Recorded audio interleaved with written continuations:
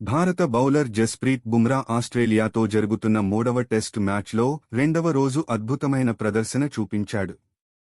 బుమ్రా 5 వికెట్లుకి 72 పరుగులకు తీసి Travis head యొక్క 152 పరుగుల గొప్ప ఇన్నింగ్స్ తరువాత భారత జట్టును తిరిగి పోరాడేలా చేశాడు.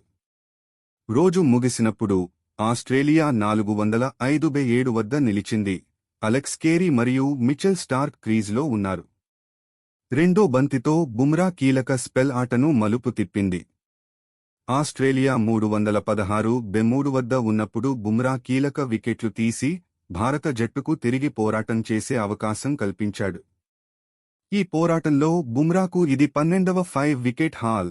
సేనాదేశాల్లో దక్షిణాఫ్రికా, ఇంగ్లాండ్, న్యూజిలాండ్, ఆస్ట్రేలియాలో 8వసారి. ఈ రికార్డు ద్వారా బుమ్రా భారతీయ బౌలర్లలో మొదటిగా ఈ ఘనత సాధించాడు. అతను కపిల్ దేవ్ యొక్క 7-5 వికెట్ల హాళ్ల రికార్డును బ్రేక్ చేశాడు.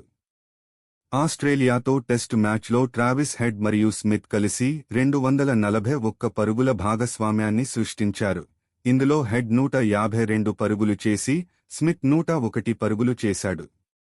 మిగతా 3 రోజులలో వర్షం పడే అవకాశం ఉండటం వల్ల భారత్ గెలిచే అవకాశాలు తక్కువగా ఉన్నాయి.